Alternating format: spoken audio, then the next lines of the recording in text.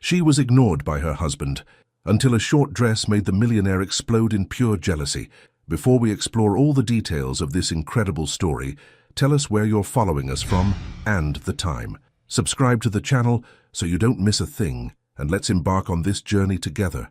She knew she was becoming a ghost in her own home, but tonight, that would change. Camilla Johnson stood before her bedroom mirror, her reflection showing a woman who had learned to make herself smaller with each passing month. At 28, her rich brown skin still glowed with the same warmth that had captivated Adrian Stone 3 years ago, but her dark eyes held a weariness that seemed to deepen with each ignored good morning and each dinner eaten alone. Her natural hair was pulled back into a sleek low bun, professional and understated, the way Adrian preferred for business events. She wore a conservative navy dress that reached her knees, carefully chosen to blend into the background of yet another corporate gathering. The reflection staring back at her was polished, appropriate, and utterly forgettable. Perfect, she whispered to herself, though the word tasted bitter on her tongue. The sound of expensive leather shoes echoed from the marble hallway of their penthouse. Adrian was home, 30 minutes before they needed to leave for the Meridian Capital Investors Gala, a rare occurrence that used to make her heart flutter. Now it barely registered as noteworthy. "Camilla?" His voice carried the same clipped efficiency he used with his assistants. "In the bedroom," she called back, applying a final touch of nude lipstick. Adrian Stone appeared in the doorway, 6 feet 2 inches of controlled power, wrapped in a perfectly tailored charcoal suit. His steel-grey eyes swept over her appearance with the same cursory attention he might give a quarterly report. Functional, adequate, approved. "You look fine," he said, already pulling out his phone to check emails. "The car will be here in 20 minutes. I need to make a quick call to Singapore before we leave." Fine. The word hung in the air like a physical blow. When was the last time he had called her beautiful? When was the last time he had really looked at her? Not through her, not past her, but at her. "Adrian," she said softly, turning from the mirror. "Do you remember our wedding day?" His fingers paused over his phone screen. "What about it? You said I was the most beautiful woman you'd ever seen. You said you'd never get tired of looking at me." Something flickered across his face, too quick to identify. Guilt? Regret? Or perhaps just impatience? "That was 3 years ago, Camilla. We're married now. We don't need to play those games anymore." Games? He thought their romance had been games. "Right," she nodded, her voice steady despite the crack forming in her chest. "Silly me." Adrian's phone buzzed, and his attention was already shifting back to the screen. "The Yamamoto deal is falling through. I might need to step out of the gala early to handle this." Of course he would. The gala was supposed to be their first public appearance together in months, and he was already planning his escape. "Whatever you need to do," Camilla said, moving toward their walk-in closet. "Good. I knew you'd understand. You always do." His voice was already distant as he walked away, phone pressed to his ear. "Mr. Yamamoto, about the Shanghai projections." Camilla stood alone in their bedroom, surrounded by the trappings of wealth and success. Italian marble, imported silk curtains, artwork that cost more than most people's houses. Everything beautiful, everything perfect, everything cold. She thought about the woman she used to be, before Adrian's indifference had slowly erased her confidence, before she had learned to anticipate his needs while her own went unnoticed, before she had become a supporting character in her own life. Her grandmother's words echoed in her memory. "Baby girl, a man who stopped seeing you never deserved to have you in the first place." Camilla opened her closet and pushed past the row of conservative dresses Adrian approved of. Her fingers stopped on a garment she had bought months ago but never worn, a stunning black cocktail dress that hugged her curves and fell just above her knees. It was elegant, sophisticated, and undeniably attention-grabbing. She had hidden it behind her work clothes, telling herself she was saving it for the right occasion. But the truth was, she had been afraid of standing out, afraid of Adrian's disapproval, afraid of being too much. Tonight, she realized, fear had cost her enough. Camilla pulled the dress from its hanger and laid it on the bed. For the first time in months, she smiled at her reflection as she began to undress. Outside, Adrian's voice carried from his study. "No, the terms are non-negotiable. If they can't accept that, we walk away." How easily he walked away from things that didn't meet his standards. How effortlessly he dismissed what no longer served him. Camilla slipped into the black dress and stood before the mirror again. The woman looking back at her was transformed, confident, radiant, alive. She loosened her hair, letting her natural curls frame her face in soft waves. She swapped her nude lipstick for a bold red that made her smile brighter and her presence undeniable. She was still Camilla Johnson Stone, still the woman who had fallen in love with a man who used to treasure her, but she was also the woman who refused to disappear. The car horn honked outside. Adrian's footsteps approached the bedroom. "Camilla, we need to—" He stopped dead in the doorway, his phone slowly lowering from his ear. For the first time in months, his steel-grey eyes truly saw her. And in that moment, she realized the power she had forgotten she possessed. Would she find the courage to reclaim herself, or would old patterns pull her back into invisibility? Time stood still, and for once, she was the only thing in his world that mattered. Adrian's phone slipped from his fingers, clattering against the marble floor with a sharp crack that echoed through their bedroom. His mouth opened slightly, as if he were about to speak, but no words emerged. He simply stared, really stared, at the woman who had been living in his shadow for months. Camilla felt her heart hammering against her ribs, but she forced herself to stand tall. The black dress hugged her curves like liquid silk, and her natural curls cascaded over her shoulders in waves that caught the soft lamplight. She had forgotten how powerful she could feel in her own skin. "You—" Adrian's voice came out rough, barely above a whisper. "You look different," she supplied, smoothing an imaginary wrinkle from her dress. "Stunning." The word escaped him like a confession he hadn't meant to make. Something flickered between them, a spark of the electricity that had once defined their relationship. Camilla felt it in the way his eyes traveled over her face, her figure, her presence, as if he were seeing her for the first time in years. But the spell was broken by the insistent honking of their driver outside. "We should go," Camilla said, stepping toward him with a confidence that felt both foreign and familiar. Adrian didn't move. His steel-grey eyes remained fixed on her, and she could see the war playing out behind them. Confusion, desire, and something that looked almost like panic. "Camilla, He started to reach for her, then stopped himself. "We need to talk about—" "About what?" she asked, tilting her head. "About how I look fine? About how marriage means we don't need to play games anymore?" His jaw tightened. She was using his own words against him, and they both knew it. The car honked again, longer this time.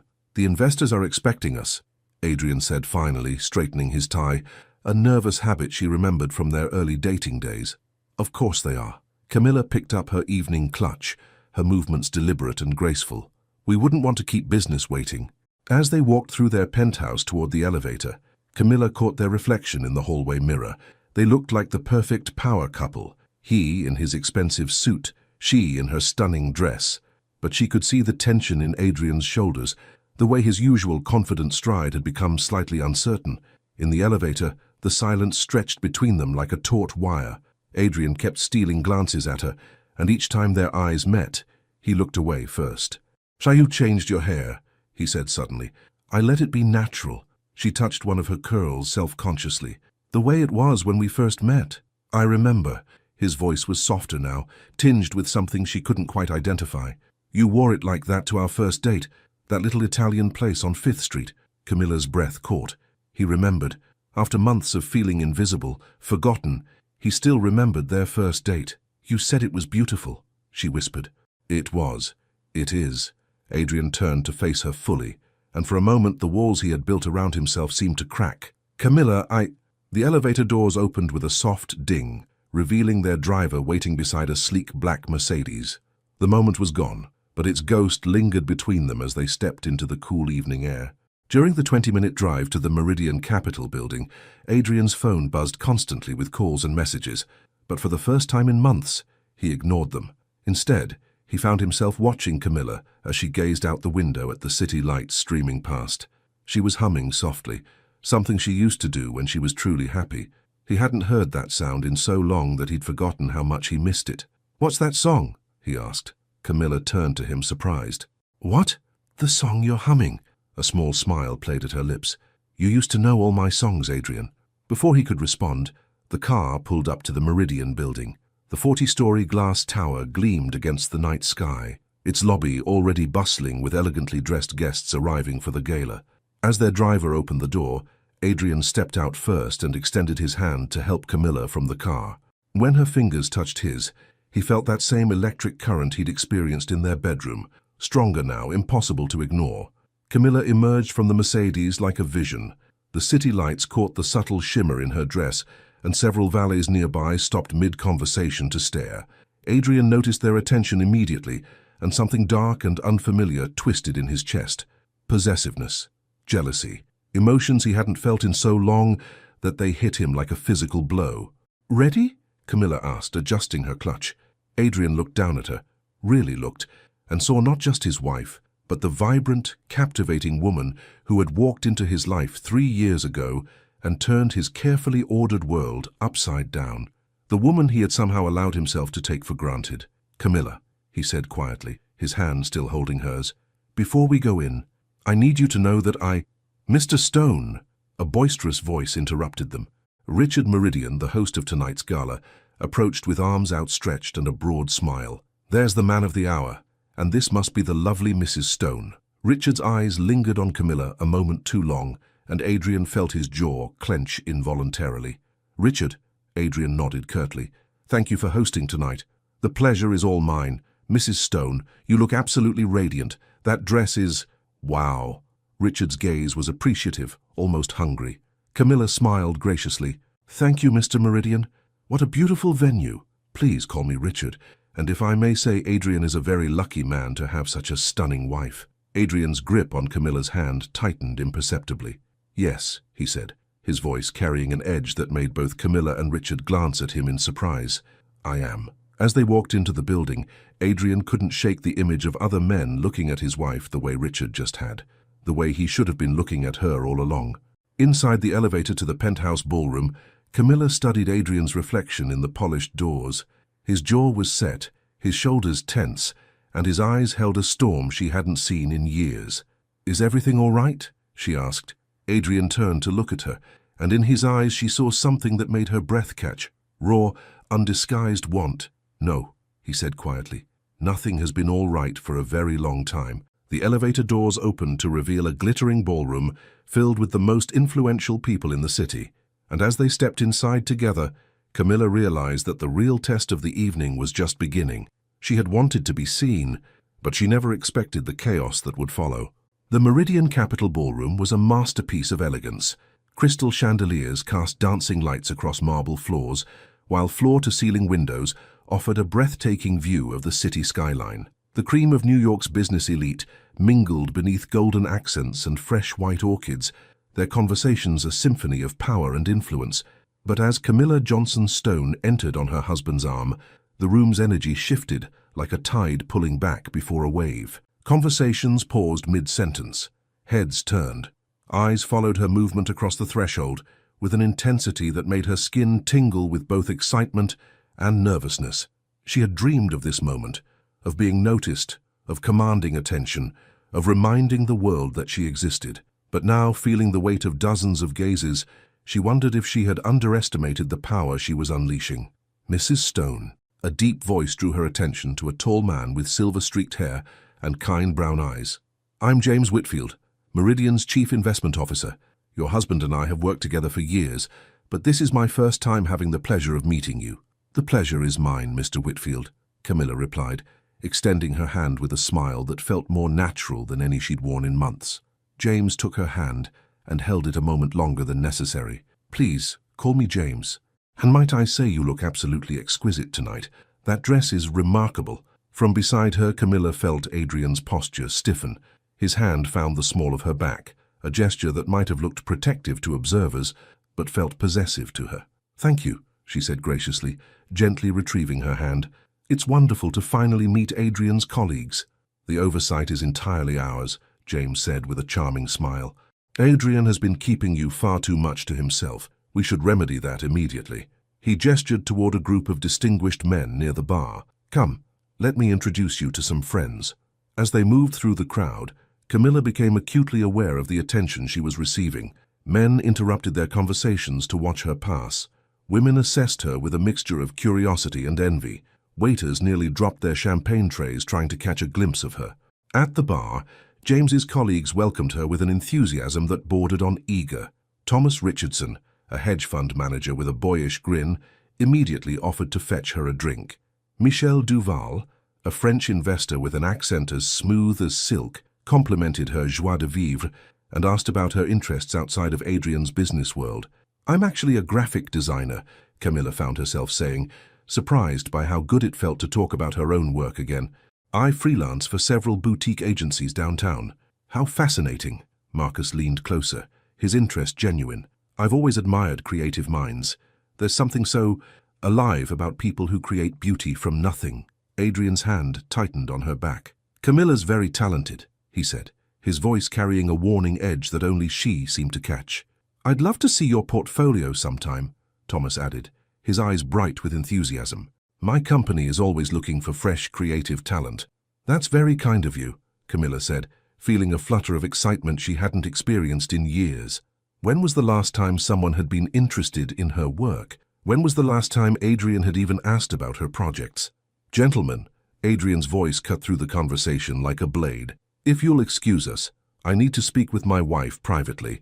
The group exchanged glances, clearly sensing the tension radiating from Adrian, but nodded politely as he guided Camilla away from the bar. "What are you doing?"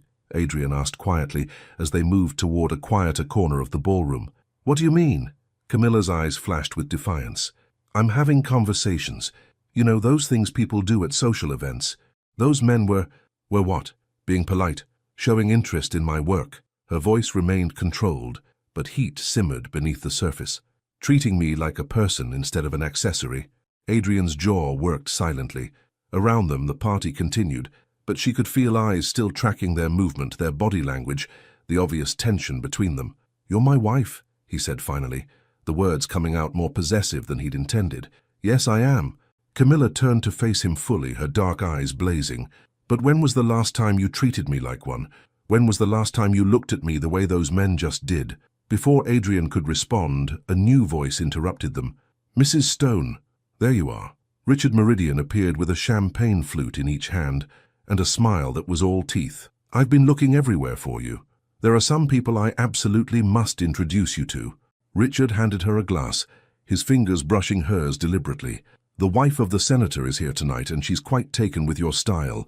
She mentioned something about needing a designer for her upcoming campaign materials." Camilla's eyes widened. A political campaign would be a massive opportunity for her career, the kind of break she'd been dreaming of for years. "I'd love to meet her," Camilla said, genuine excitement lighting up her face. "Wonderful. She's just over by the windows with the other ladies." Richard offered his arm. "Shall we?" Camilla glanced at Adrian, who looked like he was fighting an internal war. "Go ahead," he said tightly. "I'll find you later." As Richard led her away, Camilla could feel Adrian's eyes burning into her back. But for the first time in months, she felt alive, vibrant, seen. She was remembering who she used to be. Confident, ambitious, unafraid to take up space in the world. Across the ballroom, she was introduced to Margaret Caldwell, the senator's wife, a sharp, elegant woman in her 50s who immediately appreciated Camilla's eye for design and natural charisma. "Your husband is a lucky man," Margaret said, after they talked for several minutes about potential collaboration. "Beauty and brains, a dangerous combination."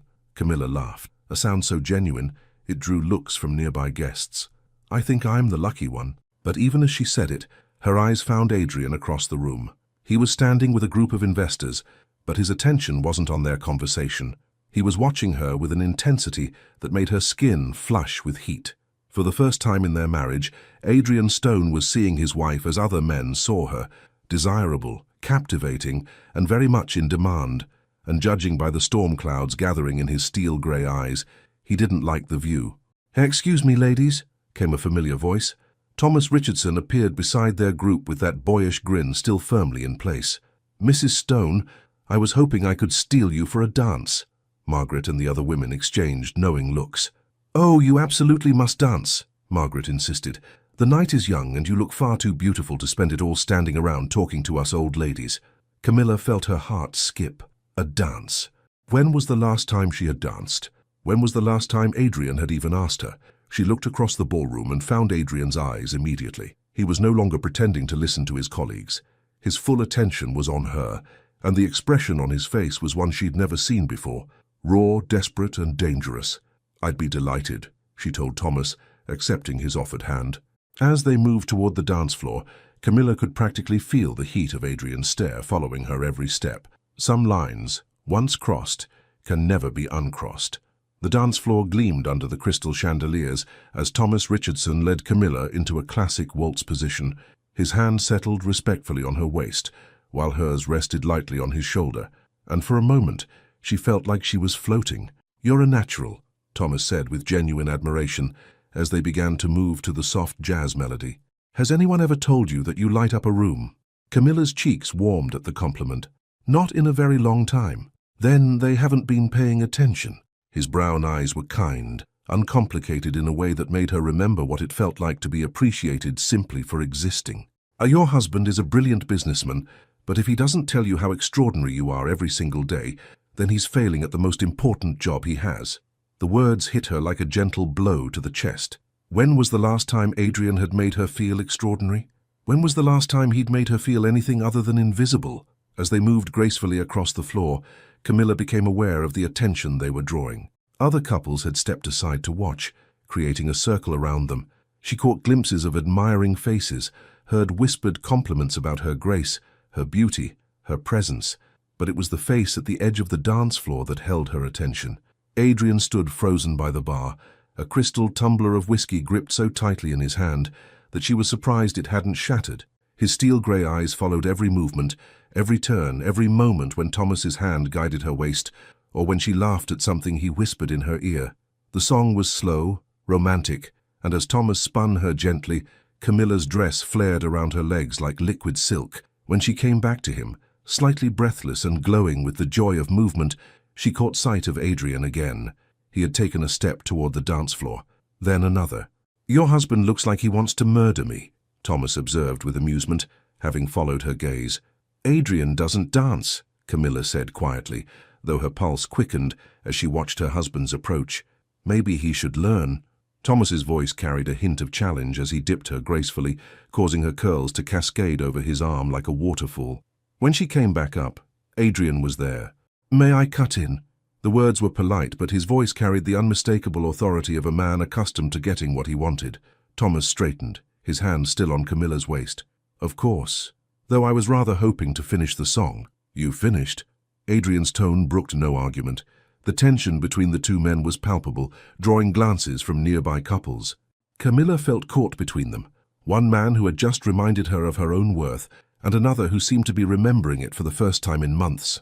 "Thank you for the dance, Thomas," she said graciously, trying to diffuse the situation. "It was lovely." Thomas lifted her hand to his lips and pressed a gentle kiss to her knuckles, a gesture that was perfectly appropriate, yet somehow felt intimate under Adrian's burning stare. "The pleasure was entirely mine, Mrs. Stone. I hope we'll have another opportunity soon." As Thomas walked away, Adrian stepped into his place without waiting for permission. His hands found her waist and hand, with a familiarity that spoke of years together, but there was nothing comfortable about his touch now. It burned with intensity, possession, and something that felt dangerously close to desperation. "Adrian, don't." His voice was rough as he pulled her closer than the dance required. "Don't say anything right now." The music continued, but their movement was different from her dance with Thomas. Where Thomas had been gentle and respectful, Adrian was consuming. His hand spread across the small of her back, pressing her against him until she could feel the rapid beat of his heart through his shirt. "You're angry," she observed, though her own pulse was racing from his proximity. "Angry?" Adrian's laugh was harsh. "Angry doesn't begin to cover what I'm feeling right now." He spun her with more force than necessary, and when she came back to him, his eyes were blazing. "Do you have any idea what it's like to watch another man hold you, to see you smile at him the way you used to smile at me? The way I used to smile at you?" Camilla's voice rose slightly, causing a few nearby couples to glance their way. "When did you stop noticing my smiles, Adrian? When did you stop caring whether I was happy or miserable?" "I never stopped caring." The admission seemed to tear from his throat. "Then why did you stop showing it? Why did you stop seeing me?" Adrian's grip on her tightened as he guided her through a turn that brought them to the edge of the dance floor, partially hidden by a marble pillar. "Because I'm a fool," he said quietly. "Because I thought having you meant I didn't have to keep earning you." The honesty in his voice made her breath catch. Around them the party continued, but in their small corner of the ballroom, the world had narrowed to just the two of them. "You want to know what I'm feeling?" Adrian's voice was barely above a whisper as he leaned closer, his breath warm against her ear. "I'm watching every man in this room look at my wife like they want to steal her away, and I'm realizing that I've given them every reason to try. Camilla's heart hammered against her ribs. This was the most emotion Adrian had shown in months, the most present he'd been with her since their early days together. And what scares me most, he continued, his lips dangerously close to her neck, is that I might deserve to lose you. The song ended, but neither of them moved to separate. They stood there breathing hard, staring at each other with 3 years of marriage and months of distance crackling between them like electricity. "Adrian," she whispered, his name a question and a plea all at once. Before he could respond, a new voice interrupted them. "Mrs. Stone." Margaret Caldwell approached with a bright smile, completely oblivious to the intensity of the moment she was breaking. "I've been looking everywhere for you. Senator Morrison would like to meet you about the campaign project we discussed." Camilla blinked, trying to refocus on the opportunity that had seemed so important just minutes before. But now, with Adrian's hand still on her and his confession echoing in her ears, everything else felt secondary. "Of course," she managed, stepping back from her husband. "I'd be honored to meet him." As Margaret led her away, Camilla glanced back at Adrian. He stood alone by the pillar, looking more vulnerable than she'd ever seen him. For the first time in months, she saw not the cold businessman who treated her like an afterthought, but the man who had once convinced her to take a chance on forever. Across the ballroom, Senator Morrison was waiting with an extended hand and a politician's practiced smile. But even as Camilla walked toward what could be the career opportunity of a lifetime, her mind remained on the dance floor with her husband. The question that haunted her was simple. Was Adrian's awakening real, or was it just the temporary reaction of a man who didn't want to lose his possession? And more importantly, was she brave enough to find out? Sometimes getting what you want shows you what you've lost. Senator Morrison was everything Camilla had expected from a career politician, silver-haired, perfectly groomed, and armed with a smile that could charm voters and donors alike. But as he shook her hand with both of his, holding it just a moment too long, she felt a flicker of unease. "Mrs. Stone, Margaret has told me wonderful things about your design work. I understand you have quite the eye for visual storytelling." "Thank you, Senator. I'd be honored to discuss how I might contribute to your campaign. Please call me David." His eyes swept over her appreciatively. "And I must say, you're even more striking than Margaret described. Beauty and talent, a rare combination in my experience." Camilla smiled politely, but something in his tone made her skin crawl. This wasn't the genuine professional interest Thomas had shown, or even the respectful admiration of James Whitfield. This was something darker, more calculating. "Your portfolio," David continued, moving closer under the pretense of the ballroom's noise. "I'd love to review it privately. Perhaps we could arrange a dinner meeting, just the two of us, so we can really dive deep into the creative process." The suggestion hung in the air like smoke, and Camilla suddenly understood that this wasn't about her graphic design skills at all. The realization hit her like cold water.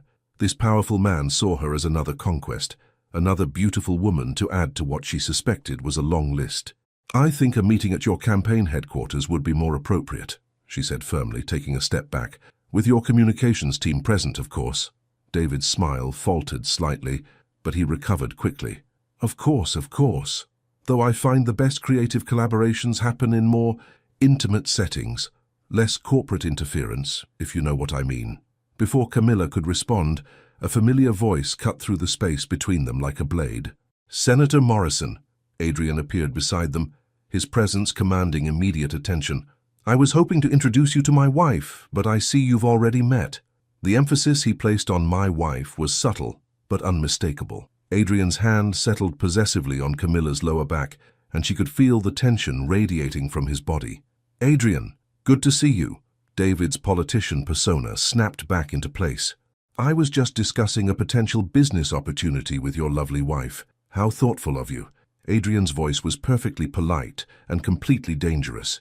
"Camilla is incredibly talented. I'm sure any collaboration would be professional." The word professional carried enough ice to freeze the champagne in their glasses. David's eyes flicked between husband and wife, clearly recalculating his approach. "Naturally," David said with a laugh that sounded forced. "What kind of man do you take me for?" "The kind who knows better than to mistake politeness for invitation," Adrian replied smoothly. The air between the three of them crackled with tension.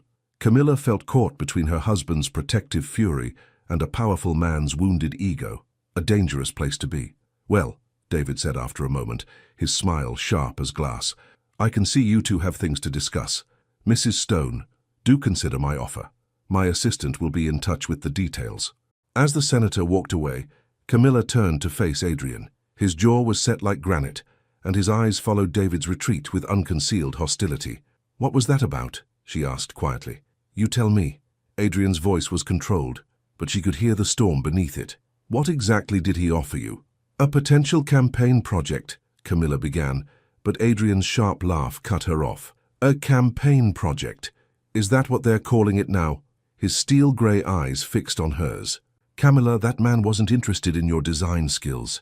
"I know exactly what he was interested in," she said, her own temper flaring. "I'm not naive, Adrian. I handled it." "By letting him suggest a private dinner?" Heat flooded her cheeks. "You were listening?" "I was watching. Do you have any idea how many men have approached you tonight? How many business cards you've been handed? How many opportunities you've been offered?" Camilla looked down at her clutch, suddenly aware of the collection of cards and phone numbers she'd accumulated throughout the evening. She had been so intoxicated by the attention, so grateful to feel valued and seen, that she hadn't fully processed the intentions behind some of it. "I wanted to feel important again," she whispered. "I wanted to remember what it felt like to be interesting to someone." The pain in her voice seemed to hit Adrian like a physical blow. His anger deflated, replaced by something that looked like anguish. "You are important," he said roughly. "You're the most important thing in my life. I forgot how to show you that."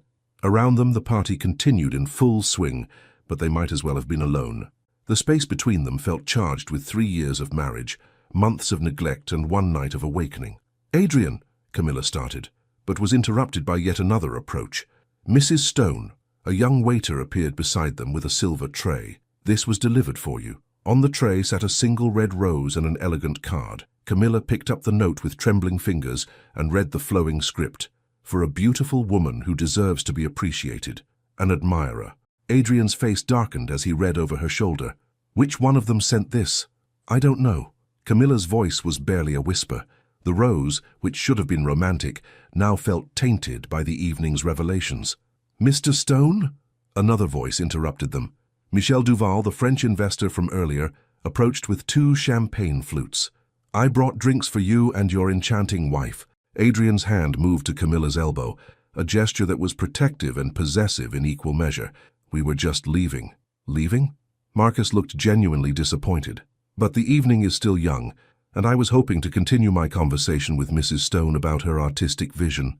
"I'm sure you were," Adrian said coldly. The hostility in his voice was no longer subtle. Michel raised an eyebrow, clearly sensing the undercurrents, but pressing forward anyway. "Mrs. Stone, perhaps lunch tomorrow? I have some connections in the art world that might interest you." "She's busy," Adrian answered before Camilla could speak. "Adrian," Camilla said sharply, embarrassed by his rudeness. "Actually," Michel continued with a slight smile, "I was addressing your wife. I believe she can speak for herself." The challenge hung in the air like a gauntlet thrown down. Adrian stepped forward, and for a moment Camilla genuinely worried that her husband might do something that would end up in tomorrow's gossip columns. "Gentlemen," she said quickly, moving between them, "I think there's been a misunderstanding. Michel, thank you for the offer, but I have prior commitments. Adrian, we should go." She took her husband's arm and guided him away from Michel before either man could escalate the situation further. But as they moved across the ballroom toward the exit, she could feel eyes following them. Some curious, some appreciative, some calculating. At the coat check, Adrian helped her into her wrap with hands that shook slightly. The simple gesture, which he'd performed hundreds of times during their marriage, now felt loaded with significance. "Camilla," he said as they waited for their car, "about tonight." "Don't." She held up a hand to stop him. "Not here. Not now." The ride home passed in tense silence, both of them lost in their own thoughts. Camilla stared out the window at the city lights, thinking about the evening's revelations. She had gotten what she wanted: attention, admiration, proof that she was still desirable and valuable. But the victory felt hollow, tainted by the realization that some of that attention had come with strings attached. More troubling was the way Adrian's possessiveness had both thrilled and frightened her. For months she had craved any reaction from him, any sign that he still cared. Tonight she had gotten more reaction than she'd bargained for. As their building came into view, one question echoed in her mind. In trying to make her husband see her again, had she opened a door that couldn't be closed? The truth has a way of demanding to be heard, especially in the quiet moments we try to avoid. The elevator ride to their penthouse felt like an eternity. 43 floors of polished steel and uncomfortable silence, broken only by the soft hum of machinery and the sound of their breathing. Camilla stood on one side, Adrian on the other, the space between them charged with unspoken words and unresolved tension. When the doors finally opened to their private foyer, Camilla stepped out first, her heels clicking against the marble floor like a countdown to an inevitable confrontation. Adrian followed, loosening his tie with sharp, agitated movements. Their penthouse stretched before them, 3,000 square feet of luxury that had once felt like a sanctuary, but now seemed like a beautiful prison. Floor-to-ceiling windows offered a breathtaking view of the city that never slept. But tonight, even the glittering lights couldn't soften the atmosphere between them. "Camilla," Adrian began as she moved toward their bedroom. "I need a minute," she said, without turning around, her voice carefully controlled. "We need to talk about what happened tonight." "Do we?" She paused at the threshold of their bedroom, her hand on the doorframe. "Or do you need to lecture me about my behavior, about how I embarrassed you in front of your colleagues?" Adrian's reflection appeared behind hers in the hallway mirror. His usually perfect composure was cracking, his hair slightly mussed from running his hands through it, his tie hanging loose around his neck. "Is that what you think? That I'm embarrassed by you?" Camilla turned to face him, and the raw emotion in her eyes made him take a step back. "Aren't you? Isn't that why you spent the entire evening acting like a caveman, marking your territory? I was protecting you." The words exploded from him with more force than he'd intended. "From what? From people who actually noticed I exist? From men who treated me like I matter? From men who wanted to use you?" Adrian's voice echoed off the marble walls. "Do you think Morrison cared about your design skills? Do you think Michelle was interested in your artistic vision? They saw a beautiful woman and assumed she was available for the taking. And what about you, Adrian?" Camilla's voice was dangerously quiet. "What do you see when you look at me?" The question hung between them like a challenge. Adrian opened his mouth, then closed it, struggling to find words that had come so easily 3 years ago. "I see." He stopped, his hands clenching and unclenching at his sides. "I see my wife. Your wife." Camilla's laugh was bitter. "Not a woman, not a person with her own dreams and ambitions. Just your wife, your possession. That's not what I meant. Isn't it?" She moved closer and Adrian could smell her perfume, the same scent she'd worn on their first date, sweet and intoxicating. "When was the last time you asked about my work? When was the last time you cared about my opinions on anything that didn't directly affect your business?" Adrian's jaw worked silently. The truth was he couldn't remember. Somewhere along the way, in building his empire and maintaining his success, he had stopped seeing Camilla as an individual and started seeing her as an extension of himself. "I've been busy," he said weakly. "Busy." Camilla shook her head. "You know what I realized tonight? I've been starving, Adrian. Starving for attention, for recognition, for someone to see me as more than just arm candy or a pretty accessory. And when I finally got that attention, you couldn't stand it. Because it wasn't real." Adrian stepped closer, his voice desperate. "Those men didn't see the woman who stays up until 3 a.m. working on a design because she's passionate about getting it perfect. They didn't see the woman who cries at commercials with dogs in them, or who makes terrible coffee but insists on trying anyway. They saw a fantasy." The specificity of his words caught Camilla off guard.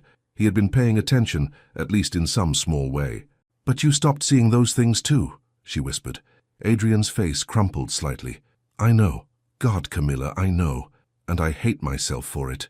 The admission seemed to take the fight out of both of them. They stood there in their expensive hallway, surrounded by art worth more than most people's houses, and felt poorer than they ever had before. "I used to be someone," Camilla said quietly, sinking onto the velvet bench by their bedroom door. "Before I became Mrs. Adrian Stone, I was Camilla Johnson. I had opinions and dreams and a voice that mattered, but somewhere in the last 3 years, I lost her." Adrian moved slowly, as if approaching a wounded animal, and sat beside her on the bench. The space was small enough that their knees almost touched, but the emotional distance between them felt vast. "Tell me about her," he said softly.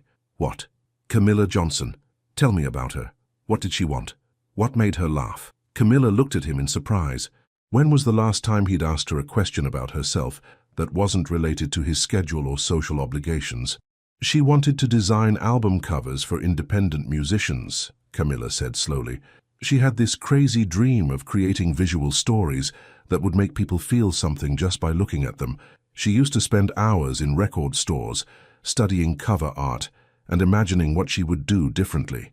Adrian nodded, encouraging her to continue. She laughed at terrible puns and cried at sunsets. She collected vintage postcards from places she'd never been and made playlists for every mood. She believed that love was supposed to be a partnership, not a performance. Her voice broke slightly on the last words, and Adrian felt something twist painfully in his chest. "She sounds incredible," he said quietly. She was, but she got lost somewhere between wedding planning and charity galas and learning how to be the perfect CEO's wife. Camilla looked down at her hands, still adorned with the wedding ring that had once symbolized forever. "I became so focused on being what you needed that I forgot who I was. And I let you disappear." Adrian's voice was rough with self-recrimination. "I was so consumed with building our life that I forgot to actually live it with you." They sat in silence for a moment, the weight of their mutual failures settling between them like fog. "Adrian," Camilla said finally, "what are we doing? What are we to each other anymore?" The question hung in the air, demanding honesty neither of them was sure they were ready to give. "I don't know," Adrian admitted, "but I know what I want us to be." "What's that?" He turned to face her fully, his steel-grey eyes intense with an emotion she hadn't seen in months. "I want us to be the couple who dances in the kitchen at midnight. I want us to be the people who argue about movies and then make love until we forget what we were fighting about. I want to be the man who deserves you, not the one who takes you for granted." Camilla felt tears prick at her eyes. "And what if it's too late? What if we've hurt each other too much to find our way back?" Adrian reached out slowly, giving her time to pull away, and touched her face gently. "Then we learn how to hurt better. We learn how to fight for each other instead of against each other." The touch of his fingers against her skin sent electricity through her entire body, a reminder of the passion that had once defined them. "I miss you," she whispered. "Even when you're right here, I miss you." "I'm here now," Adrian said softly. "Really here. And if you'll let me, I want to spend every day earning my way back to you." Camilla closed her eyes, leaning into his touch despite the voice in her head warning her to be careful. "I don't know if I can trust you not to disappear again." "Then don't trust me yet. Make me prove it." When she opened her eyes, she saw something in his face that she hadn't seen in so long she'd almost forgotten it existed. Vulnerability. The great Adrian Stone, master of the universe, was sitting before her with his heart on his sleeve, asking for a chance to love her properly. But before she could respond, the sound of her phone buzzing broke the moment. A text message lit up the screen. "Thank you for a magical evening. I hope this is just the beginning. T." Adrian's eyes flicked to the phone, and his jaw tightened imperceptibly. The spell was broken, and reality came crashing back. Trust, once broken, must be rebuilt one choice at a time. The phone sat on the marble bench between them like an unexploded bomb.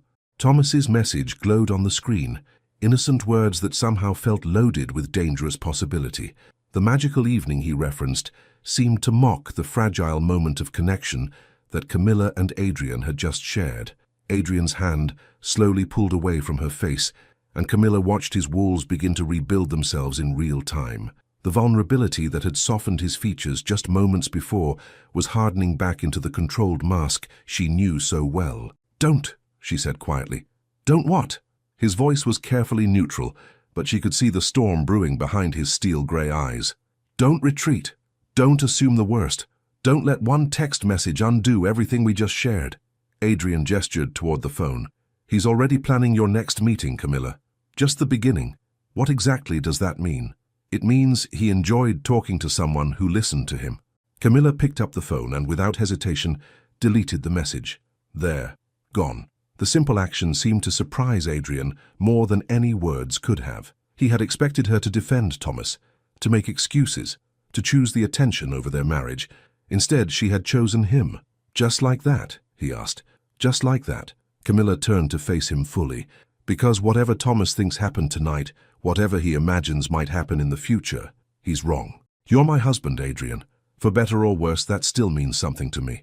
Something shifted in Adrian's expression, relief mixed with disbelief, as if he couldn't quite trust that she was choosing their marriage over the excitement of new attention.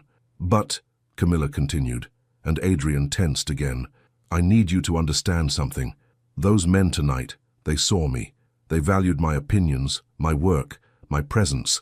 They made me feel like I mattered. And if you want me to choose you over that feeling, you have to give me a reason to.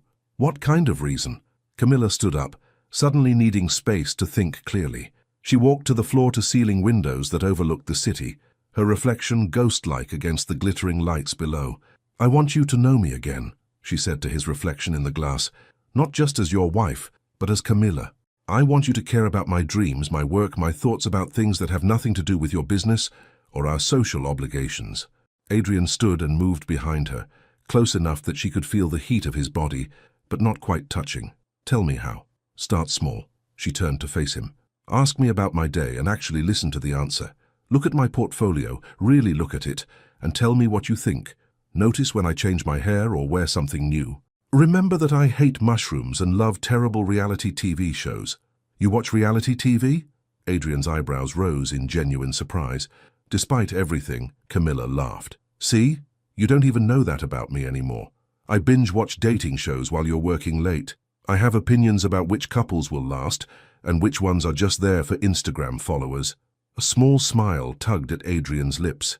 That's actually really cute. It's also really me. The real me that you stopped noticing when I became Mrs. Stone. They stood there looking at each other, and for the first time in months, Camilla felt like Adrian was truly seeing her. Not the polished version she presented at business dinners, but the woman who cried at commercials and watched trashy TV and still believed in love despite everything. What about tomorrow? Adrian asked quietly. What about it? I have meetings all day, but they can be moved. We could spend the day together. Just us. No business calls, no social obligations. You could show me your latest projects and I could remember how to be the man you fell in love with. The offer was so unexpected, so unlike the Adrian who had prioritized work above everything else for months, that Camilla felt her walls begin to crack. You would really cancel your meetings. The Yamamoto deal can wait. The Singapore acquisition can wait. Everything can wait. Adrian stepped closer, and this time she didn't move away. You're more important than any of that. I forgot how to show you that. The admission hung between them, honest and raw, and more vulnerable than anything he'd said all night. Okay, Camilla said softly. Okay, tomorrow we try again. But Adrian, she placed her hand on his chest, feeling his heartbeat beneath her palm. If you disappear on me again, if you go back to treating me like furniture, there won't be another chance. I won't let myself become invisible again.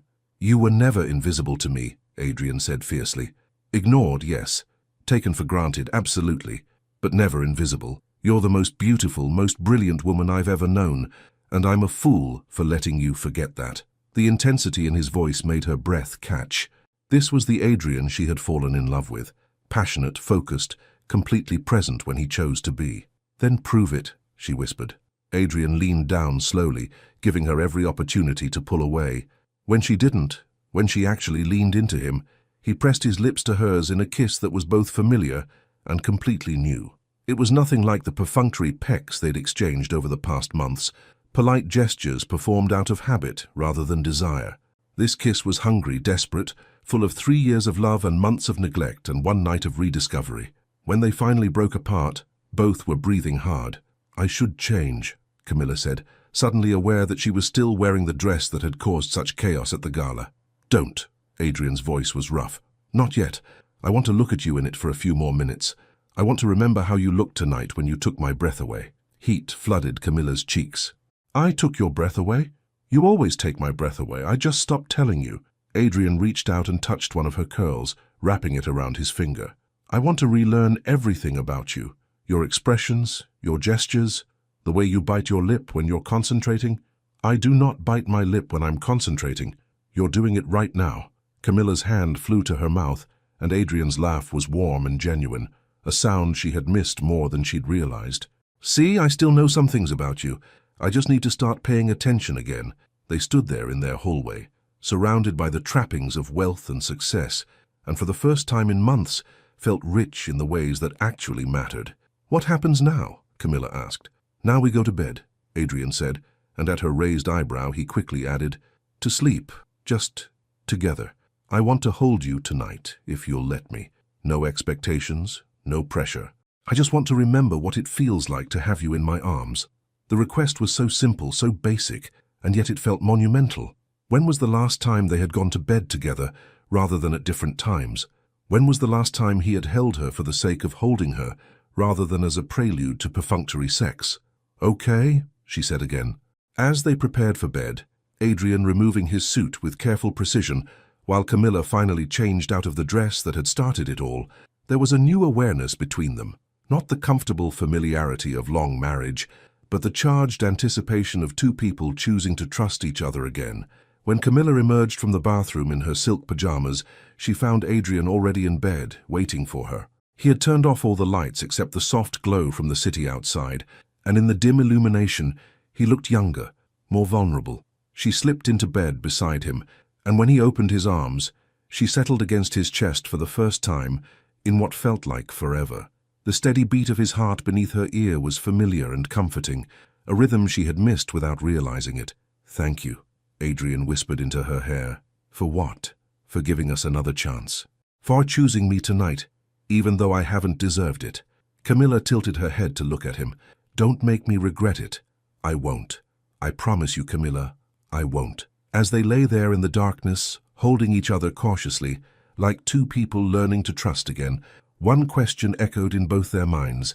Would morning bring the man who had held her so tenderly? Or would daylight restore the distant stranger she'd been living with for months? Only time would tell if Adrian Stone was truly ready to fight for the woman he'd almost lost. The morning after promises are made is when love proves if it's real or just beautiful words in the dark. Camilla woke slowly, consciousness creeping in like sunlight through silk curtains. For a moment she felt disoriented. There was warmth against her back, a steady rhythm of breathing that wasn't her own, and an arm draped protectively around her waist. It took her a few seconds to remember that Adrian had kept his word from the night before. He had simply held her, nothing more, nothing less. She lay still, afraid to move and break whatever spell had kept him there through the night. In the soft morning light filtering through their bedroom windows, last night felt almost like a dream. The gala, the dress, the confrontation, and finally, the tentative steps toward each other. Behind her, Adrian stirred, his arm tightening around her reflexively, before consciousness caught up with him. She felt the exact moment he became fully awake, his body tensed slightly, as if he too was surprised to find himself still there, still holding her. "Good morning," he said quietly, his voice rough with sleep and something that sounded like wonder. "Good morning." Camilla turned in his arms to face him, and her breath caught.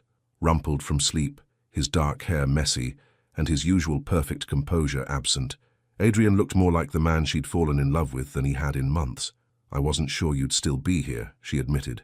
Adrian's brow furrowed. "Where else would I be? Conference call with Singapore. Emergency meeting about the Yamamoto deal.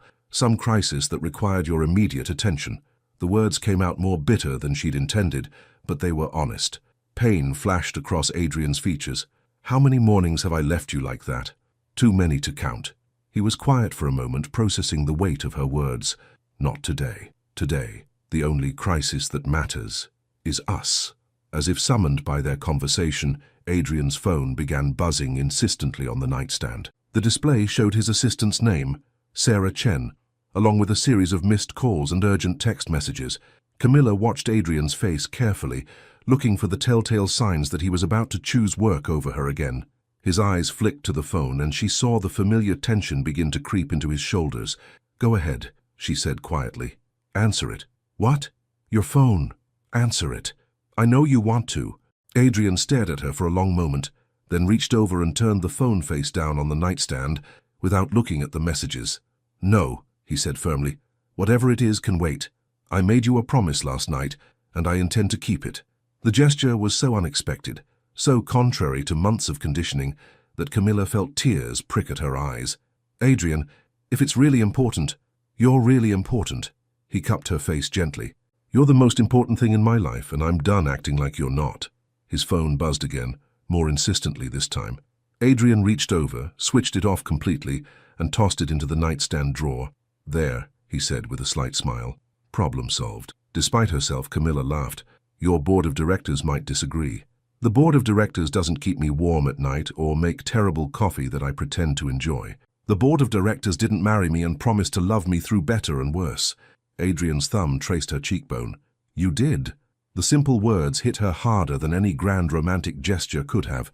This was what she'd been missing, not just attention or affection, but the feeling of being chosen, of being prioritized. "What do you want to do today?" she asked. "Everything. Nothing. I want to make you that terrible coffee you mentioned. I want to see your latest designs. I want to hear about the reality TV shows you've been watching. I want to learn how to be your husband again instead of just the man you happen to live with." The sincerity in his voice made her chest tight with emotion. "That might take a while.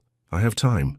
They lay there talking quietly for another hour, really talking, not the surface-level exchanges they'd grown accustomed to. Adrian asked about her current projects, and to her surprise he listened intently as she described the branding package she was developing for a small local bakery. He laughed when she told him about the reality show contestants she'd been rooting for, and he looked genuinely interested when she mentioned wanting to take a photography class. "Photography?" he asked. "Since when?" "Since always, kind of. I've been thinking about it more lately, how visual storytelling could enhance my design work, but it seemed—" She trailed off. "Seemed what?" "Frivolous, expensive, self-indulgent." Adrian propped himself up on his elbow to look at her better. "Camilla, when have I ever made you feel like your interests were frivolous?" The question hung in the air, and Camilla realized that he hadn't. Not directly, but somewhere along the way, in trying to be the perfect wife for a successful businessman, she had started policing her own dreams.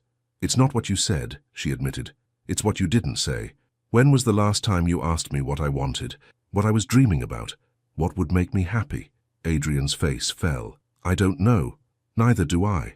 That's the problem." They were quiet for a moment, the weight of lost opportunities settling between them. "Tell me now," Adrian said suddenly. "What? Tell me what you want, what you're dreaming about, what would make you happy." Camilla studied his face, looking for signs that this was just another empty gesture, another promise he wouldn't keep, but his steel-grey eyes were focused entirely on her, waiting. "I want to take that photography class," she said slowly. "I want to travel somewhere just because it's beautiful, not because you have business there. I want to design something that matters, maybe album covers like I used to dream about, or campaign materials for causes I believe in. What else? I want us to cook dinner together instead of ordering from the same 5 expensive restaurants. I want to go to movies that don't have subtitles and aren't about war or politics. I want to sleep in on Sunday mornings and watch terrible TV in our pajamas." Adrian smiled. "That all sounds perfect. I want you to want those things too, not just tolerate them because they make me happy. I do want them." Adrian's voice was soft but certain. "I want them more than I've wanted anything in a long time. I forgot how to want simple things. I got so caught up in the next deal, the next acquisition, the next goal that I stopped noticing the life I was supposedly building all of it for." As if to test his resolve, his phone in the drawer began buzzing again, a muffled but insistent sound. "You sure you don't want to check that?" Camilla asked, watching his face carefully. Adrian didn't even glance toward the nightstand. "Positive. Today is about us. Tomorrow we can deal with whatever crisis my assistant thinks can't wait. What if it really can't wait? Then someone else will handle it. I've built a company full of brilliant people specifically, so I don't have to be involved in every decision. It's time I started trusting them to do their jobs, so I can focus on mine, which is being your husband, being worthy of the woman who chose to love me despite all my faults." Camilla felt something loosen in her chest, a tension she'd been carrying for so long she'd forgotten it was there. "I do love you," she said quietly. "Even when I didn't like you very much, I still loved you. That's what made it hurt so much. I love you too, more than I ever learned how to show you." Adrian leaned down and kissed her forehead gently. "But I want to learn. Will you teach me?" "It's not something you learn from a book, Adrian." "Then teach me anyway. Show me how to love you the way you deserve to be loved." The request was so humble, so different from the commanding CEO she'd grown accustomed to, that Camilla felt her last wall crumble. "Okay," she whispered. "But we start with coffee. Real coffee that we make together, not from the machine your assistant installed." Adrian's smile was brighter than the morning sun streaming through their windows. "Deal, but you have to promise to tell me when I inevitably mess it up." "Oh, you'll definitely mess it up. Thanks for the vote of confidence." "But," Camilla continued, her own smile blooming, "I'll show you how to fix it." As they got out of bed together, moving toward their kitchen and the promise of a shared morning, neither mentioned the phone that continued to buzz in the drawer. For the first time in months, the world outside their penthouse would have to wait. Today belonged to them. True love isn't tested in the quiet moments. It's proven when the world demands you choose. The coffee was terrible, just as Camilla had predicted. Adrian stood in their marble kitchen, staring at the dark liquid in his mug with a mixture of bewilderment and determination, while Camilla laughed so hard she had tears in her eyes. "I followed the instructions exactly," he protested, though his smile betrayed his amusement at the situation. "You followed them like a business contract," Camilla said, wiping her eyes. "Coffee isn't about precision. It's about feel, about intuition. I don't do intuition." "I know. That's what makes this so entertaining." They were both still in their pajamas at 11 a.m., Adrian in simple grey cotton pants and a white t-shirt that made him look younger and more approachable, Camilla in silk shorts and one of his old college shirts that hung loose on her frame. The sight of her in his clothes did something to Adrian's chest, made him remember mornings from their early relationship when she would steal his shirts and make coffee that was just as bad as what he'd produced today. "Let me show you," Camilla said, moving to stand beside him at the expensive espresso machine that had been gathering dust since his assistant had installed the automated system in his office. As she guided his hands through the process, measuring coffee by sight and sound rather than strict measurement, adjusting the grind by feel, Adrian found himself more focused on her than on the lesson, the way she bit her lower lip when concentrating, just as he'd mentioned the night before, the way she hummed softly under her breath, the way she fit perfectly against his side when she leaned close to show him something. "See? It's about reading the coffee, not commanding it," she said as they waited for the machine to work its magic. "Everything in my life responds to commands. I don't." Camilla looked up at him with eyes that sparkled with mischief and challenge. "I never have." "No," Adrian agreed, his voice soft. "You never have. Maybe that's why I fell in love with you." The words hung between them, simple and honest, and so different from the calculated phrases he'd used during their courtship. This wasn't the polished businessman who had swept her off her feet with expensive dinners and carefully chosen words. This was just Adrian, rumpled and uncertain and completely present. The coffee machine finished with a soft hiss, and Camilla poured 2 cups of what turned out to be genuinely good coffee. "Better?" she asked. Adrian took a sip and nodded appreciatively. "Much better, though I think the teacher had more to do with that than the student. Practice makes perfect." "Is that what we're doing, practicing?" Camilla considered the question seriously. "I think we're remembering who we were before we became so careful with each other." Before Adrian could respond, a sharp knock at their front door interrupted the moment. It was aggressive, insistent, not the polite tapping of their building's concierge or the gentle knock of a neighbor. "Are you expecting someone?" Camilla asked. "No," Adrian frowned, setting down his coffee mug. "The front desk should have called if someone was coming up." The knocking came again, more urgent this time, followed by a voice they both recognized. "Adrian, I know you're in there. We need to talk, now." Richard Meridian, the host of last night's gala, and more importantly, one of Adrian's biggest investors. What was he doing at their home on a Saturday morning? Adrian and Camilla exchanged glances. The peace of their morning suddenly felt fragile, threatened by whatever crisis had driven Richard to their door. "I should probably," Adrian began. "Mr. Stone." Richard's voice was louder now, tinged with something that sounded like panic. "The Singapore deal collapsed. Yamamoto pulled out completely. We need to discuss damage control immediately." Adrian's face went pale. The Singapore acquisition wasn't just important. It was the cornerstone of his expansion strategy for the next 5 years. If it had truly collapsed. "Adrian," Camilla said quietly, seeing the familiar tension creep back into his shoulders. I know I said today was about us, but this is important. This is everything. If the Singapore deal is really dead, it could trigger a domino effect. Other investors might pull out. The Meridian partnership could be in jeopardy." The knock came again, even more insistent. "Adrian, my board is meeting in 2 hours. If we don't have a response by then, I have to answer it," Adrian said, and Camilla could see the war playing out on his face. "I'm sorry, I know what I promised, but..." "Then answer it." Adrian looked at her in surprise. "What?" "Answer the door. Handle the crisis. Do what you need to do. But our day will still be here when you're finished." Camilla reached up and straightened his hair, which was still mussed from sleep. "This is who you are, Adrian. You're a man who builds empires and solves impossible problems. I fell in love with that man too. You're not angry. I'm not angry." And surprisingly, she meant it. The old Camilla would have been furious, would have seen this as proof that he would always choose work over her. But something had shifted. Maybe it was seeing him turn off his phone that morning, or the way he'd listened to her dreams about photography, or simply the fact that he was asking instead of assuming. "But," she continued, "when you're done handling this crisis, I want you to come back to me. Really come back. Not the version of you that's still thinking about Singapore or worried about the next deal. I want the man who just spent an hour learning to make coffee." Adrian pulled her close and kissed her hard, pouring 3 years of love and months of regret and 1 morning of hope into the contact. "I'll come back," he promised against her lips. "I swear to you, I'll come back. I'll be here." Adrian opened the door to find Richard Meridian looking harried and desperate, a far cry from the polished host of the previous evening. His usually perfect hair was disheveled, his expensive suit wrinkled, and his eyes held the wild look of a man watching his empire crumble. "Thank God," Richard breathed. "Adrian, we have a problem, a big one." "Come in," Adrian said, stepping aside. "Tell me everything."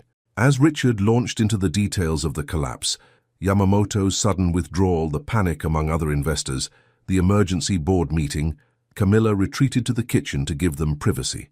But she could hear every word, could feel the familiar energy of crisis management filling their penthouse like smoke. "It's not just Singapore," Richard was saying. "Morrison's campaign is asking questions about our stability. Word is spreading that we're overextended. If we don't act fast, this could destroy everything we've built." Camilla leaned against the kitchen counter, still holding her coffee mug, and watched her husband transform. Gone was the rumpled man in pajamas who had laughed at his terrible coffee. In his place stood Adrian Stone, CEO and master of the universe, his mind already working through solutions and contingencies. "What about the Johannesburg alternative?" Adrian asked, his voice sharp and focused. "We explored that option 6 months ago. Dead end. Their government changed the foreign investment laws last quarter." "Dubai? Possible, but the timeline would push us back 18 months. Camilla set down her mug and walked toward the window, looking out at the city where countless other couples were probably enjoying lazy Saturday mornings. For a moment, she allowed herself to imagine what it would be like to be married to someone whose idea of a crisis was running out of milk or disagreeing about what movie to watch. But even as the thought crossed her mind, she dismissed it. She had married Adrian Stone, all of him, the driven businessman and the tender husband, the empire builder and the man who forgot to eat when he was working on a big problem. The question wasn't whether she could accept both sides of him. The question was whether he could learn to balance them. "Mrs. Stone?" Richard's voice interrupted her thoughts. "I'm sorry to intrude on your weekend like this." "It's fine, Richard.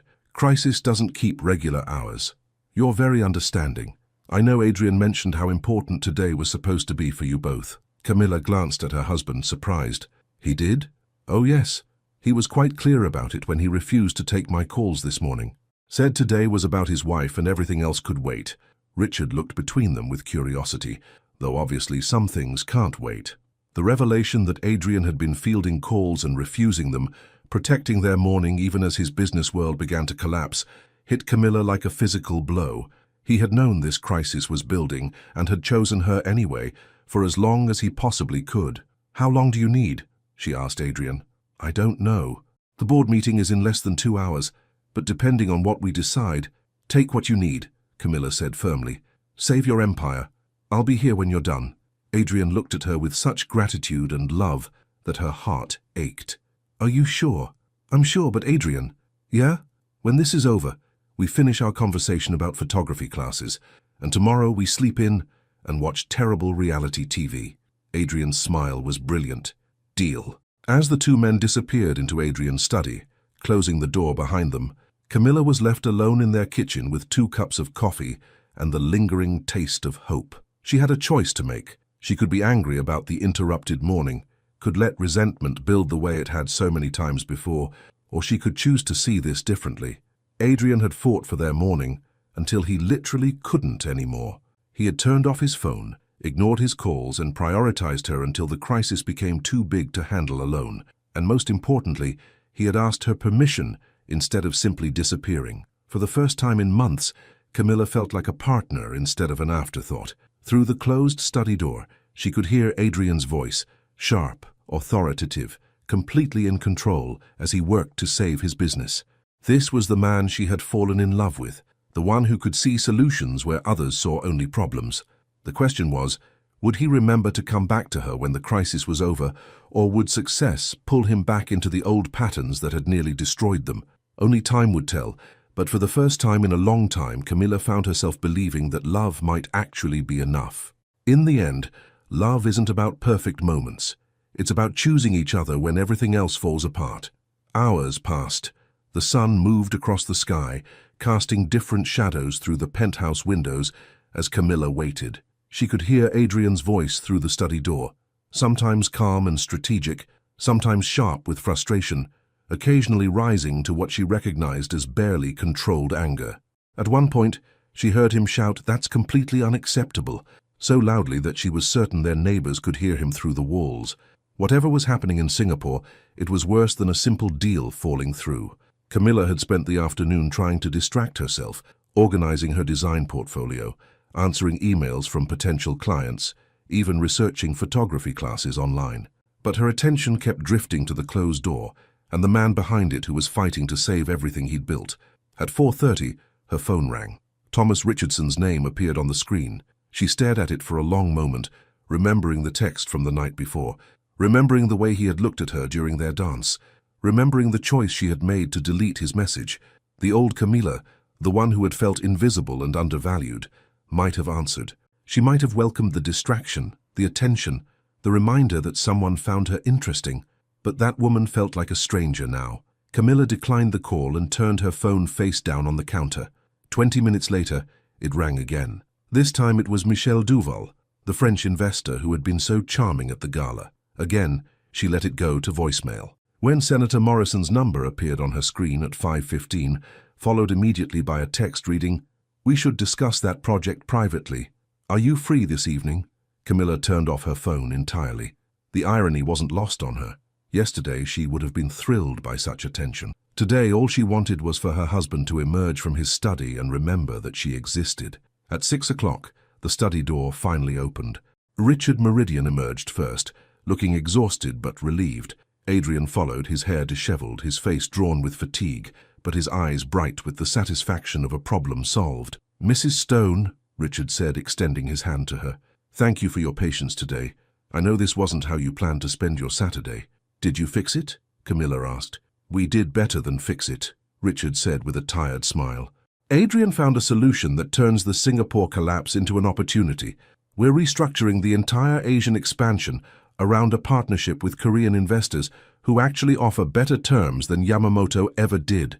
Camilla looked at her husband, seeing the familiar glint in his eyes that appeared whenever he had outsmarted a seemingly impossible situation. "Of course you did. It's not final yet," Adrian said, but she could hear the satisfaction in his voice. "We have calls with Seoul starting at 7 a.m. tomorrow, but the framework is solid." "Congratulations," Camilla said, and meant it. "Both of you." Richard gathered his papers and headed for the door, but paused before leaving. "Adrian, the Korean team wants to finalize everything by Tuesday. That means we'll need you in the office tomorrow, probably most of the weekend." Camilla felt her heart sink. Of course. Of course, there would be more meetings, more calls, more reasons why their time together would have to wait. "Actually," Adrian said quietly, "they'll have to wait until Monday." Richard stopped. "What?" "The framework is done. The preliminary agreements are in place. Whatever details need to be worked out, my team can handle them. I'm not going into the office tomorrow." "But Adrian, this is the biggest deal we've ever, and it will still be the biggest deal we've ever made on Monday morning." Adrian's voice was firm, final. "I made a promise to my wife and I intend to keep it." Richard looked between them, clearly struggling to understand how Adrian could possibly prioritize anything over the deal that had just saved their company. "If you're sure, I'm sure."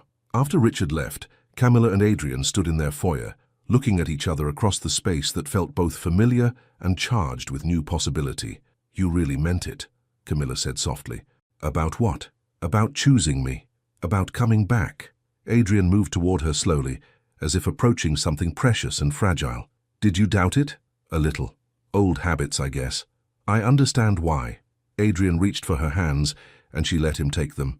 "For months I've been giving you every reason to doubt me, to doubt us. But you didn't today. Even when everything was falling apart, even when Richard needed you to work tomorrow, you chose me." "I chose us," Adrian corrected gently, Because I finally realized that none of the rest of it matters if I lose you. Camilla felt tears prick at her eyes. Adrian, let me finish. Please. Adrian's hands tightened on hers. Today, while I was in that room fighting to save my business, all I could think about was you. Not the money, not the reputation, not the empire I've built. Just you, waiting for me to remember what's actually important. Your business is important too. I understand that now. It is, but it's not everything. It's not even the most important thing. Adrian released her hands and cupped her face instead. You are. You're the reason I built all of this in the first place, to give you a life worthy of the woman you are. But somewhere along the way I forgot that the life I was building was supposed to include actually living it with you. The words hit her like a physical blow, beautiful and painful, and exactly what she had needed to hear for so long. I love you, she whispered. Even when I didn't think I could survive loving you anymore, I never stopped. I love you too, more than I ever learned how to show you. Adrian leaned his forehead against hers. But I want to learn. I want to spend the rest of my life learning how to love you better. Even if it means terrible coffee and reality TV. Especially if it means terrible coffee and reality TV. Camilla laughed through her tears. And photography classes? And photography classes. And lazy Sunday mornings and cooking disasters. And whatever else makes you happy. What makes me happy is you, the real you, not the perfect CEO version.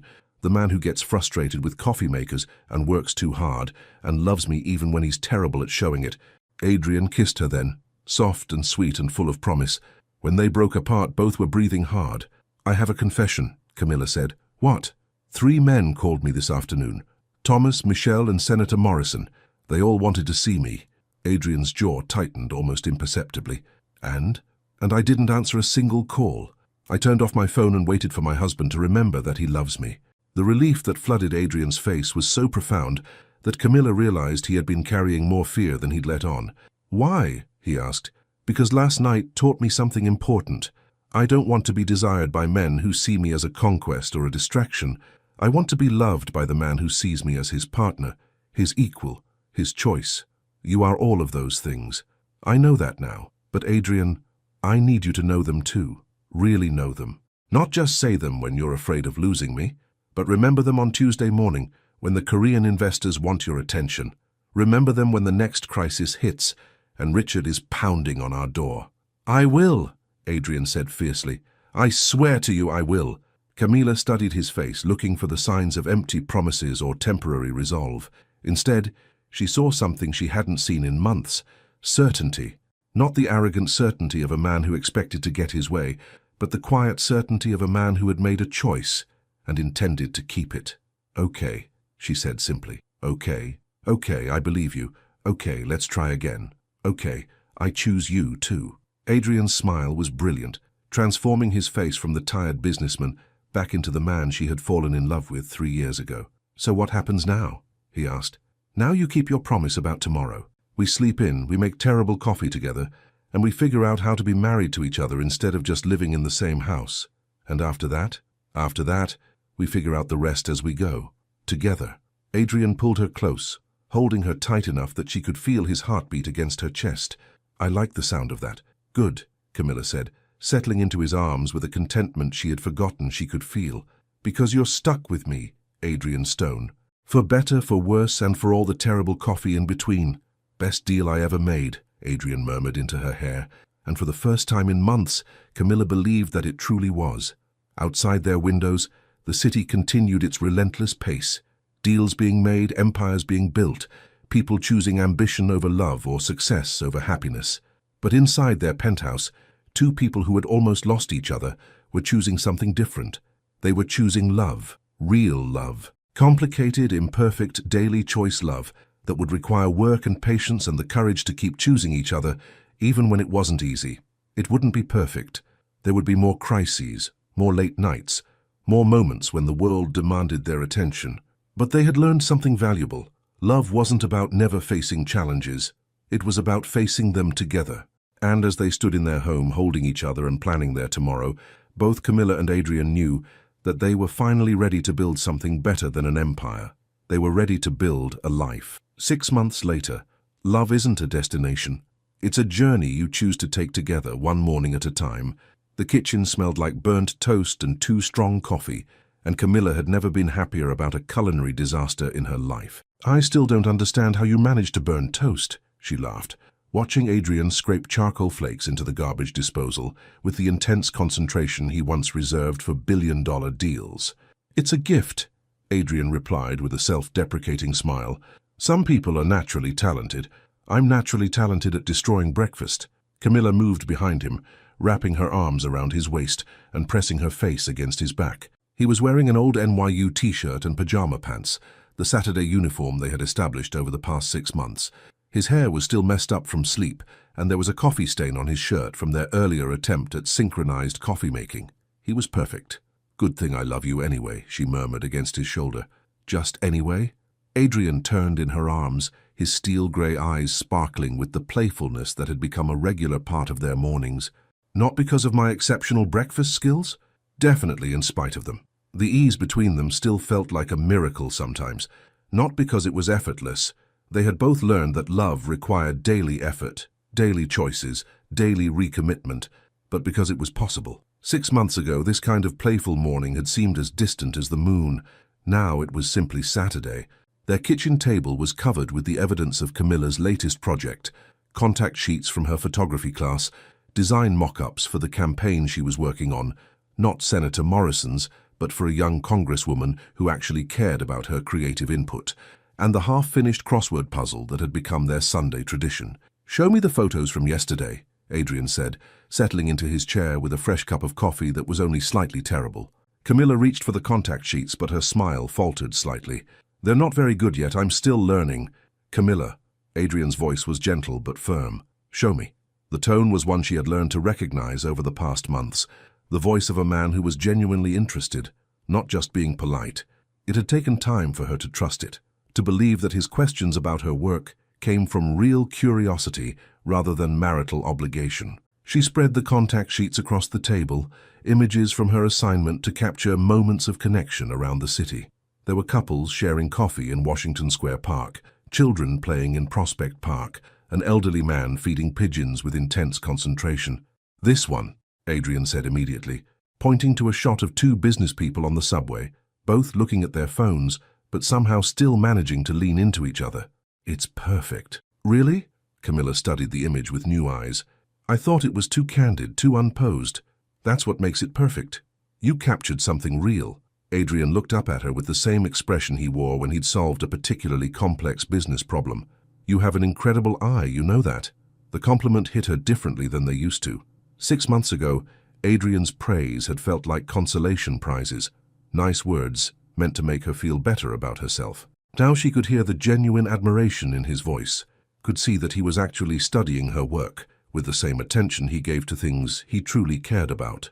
"My instructor wants me to submit this series to a gallery showing next month," Camilla said, still not quite believing it herself. "That's amazing.